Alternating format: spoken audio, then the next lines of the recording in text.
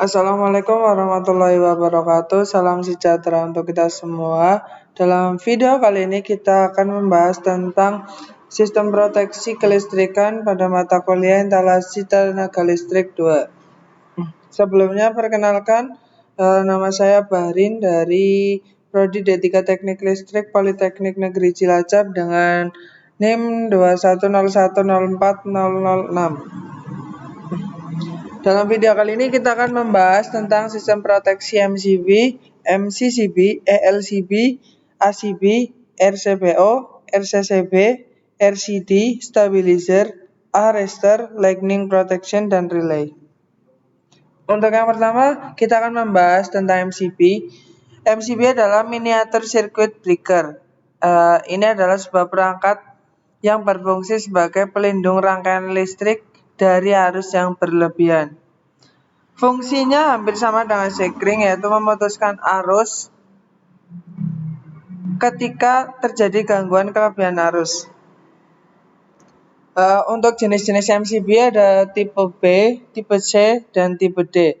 Bisa dilihat teman-teman untuk contoh MCB di bawah ya. Untuk keuntungan dan kekurangan MCB. Untuk keuntungan yang pertama adalah lebih sensitif terhadap arus dibandingkan dengan fuse. Yang kedua, memiliki zona fault dari rangkaian listrik yang lebih mudah diidentifikasi. Yang ketiga, lebih mudah untuk menyambungkan kembali dengan supply.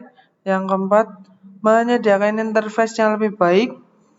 Yang lima, handling dan dapat dipakai ulang. Untuk kelemahannya, material MCB yang kurang bagus dan lain sebagainya. Yang kedua adalah MCCB, yaitu Molded Case Circuit Breaker, di mana komponen ini memiliki fungsi sebagai pengaman untuk instalasi listrik. Komponen sering digunakan sebagai pengaman untuk jaringan listrik berskala besar. Teman-teman bisa melihat perbedaan dari MCB dan MCCB ya, seperti pada gambar di bawah. Selanjutnya untuk prinsip kerjanya, yang pertama untuk metode thermal. Ini terjadi berhubung singkat, akan terjadi lonjakan arus yaitu overcurrent. Yang kedua, sama akan terjadi overcurrent, kelebihan arus yang cukup tinggi. Yang ketiga, manual MCCB. Ketika kontak saklar ditarik ke atas, maka MCCB berfungsi sebagai saklar tertutup dan mengalirkan listrik. Untuk jenis-jenisnya ada jenis tipe B, tipe C, tipe D, dan tipe K dan Z. Tipe dan Z ini sama dalam prinsip kerjanya.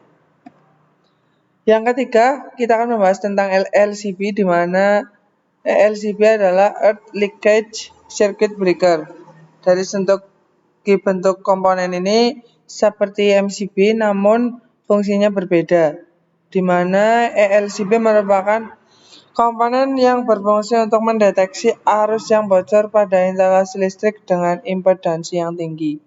Fungsinya untuk kelebihan pemakaian peralatan listrik, terus lonjakan arus listrik, terjadi kebocoran listrik, serta kebocoran listrik yang berasal dari objek lain. Prinsip kerjanya yaitu mendeteksi adanya arus bocor baik pada gangguan tanah maupun terhadap ground.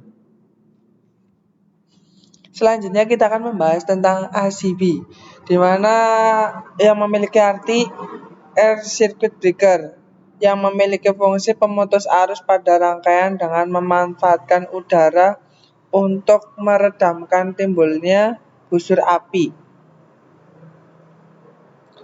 Untuk jenis-jenis ACB adalah yang pertama plain air, yang ini untuk tegangan menengah, sedangkan yang air blast untuk tegangan sistem 245 kV sampai bahkan lebih, terutama di mana operasi pemutus yang lebih cepat diperlukan.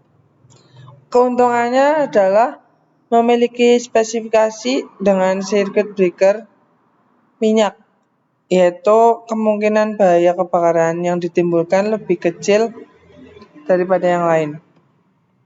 Untuk selanjutnya kita akan membahas tentang RCPO, di mana ini adalah inovasi terbaru dari perusahaan Schneider Electric yang menggabungkan fungsi MCB dan ELCB. Untuk prinsip kerjanya, ya seperti mendeteksi lonjakan arus, hubung singkat, dan beban berlebih dengan membandingkan nilai arus pada kabel fasa dan netral.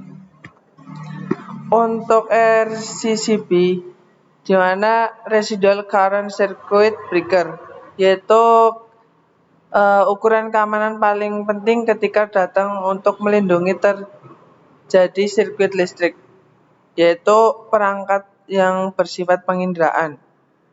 Memiliki prinsip kerja pada hukum Kirchhoff yang menyatakan bahwa arus masuk sama dengan arus keluar. Sirkuit ini disertakan dengan perangkat residual current, yaitu memastikan keandalan RCCB diuji. Selanjutnya untuk manfaatnya yaitu memberikan perlindungan terhadap gangguan pembumian. Yang kedua, otomatis memutus sirkuit ketika sensitivitas pengenal terlampaui, menawarkan perlindungan terhadap fluktuasi. Untuk jenis-jenisnya yaitu ada 2 volt dan 4 volt. Bisa dilihat teman-teman, untuk yang 2 volt seperti di gambar kanan, yang 4 volt di gambar kiri. Selanjutnya untuk RCD adalah alat pengaman yang sensitif untuk memutuskan arus listrik secara otomatis jika terjadi sengatan listrik dan kebakaran yang disebabkan oleh gangguan pembumian. Untuk prinsip kerjanya yaitu memantau arus yang mengalir melalui satu atau lebih sirkuit yang dilindungi.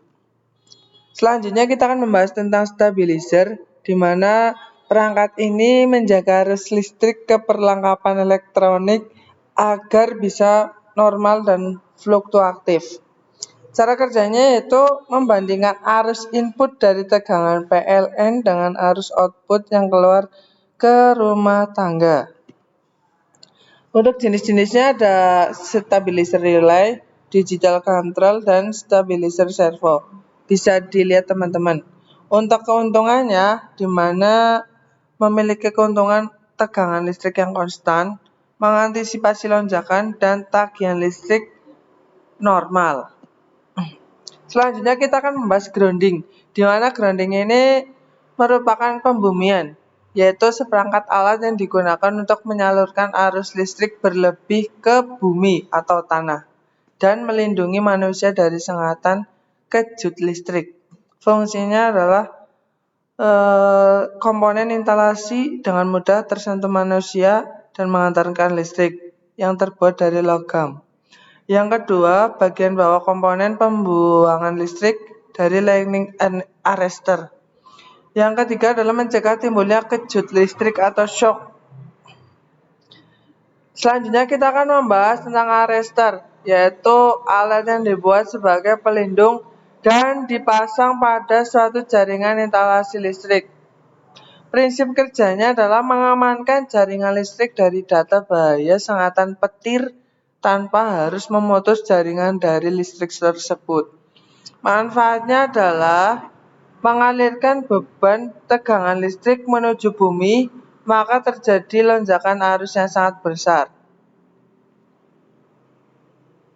Selanjutnya kita akan membahas tentang lightning protection, di mana lightning protection adalah yang berfungsi untuk menangkap sambaran petir ketika terjadi hujan badai ataupun hujan biasa.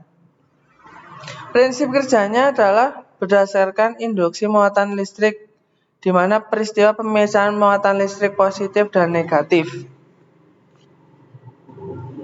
Untuk keuntungannya adalah penggunaan yang mudah, efektif, mampu mengintervensi gelombang elektromagnetik, mengurangi risiko operasi outlet, mencegah timbulnya kerusakan, menghindari kerusakan yang terjadi lewat saluran udara, dan memproteksi peralatan di luar gardu induk. Untuk kerugiannya adalah menghalangi ruang lebih pada garis. Yang kedua ada biaya material dan jasa pemasangan yang cukup mahal.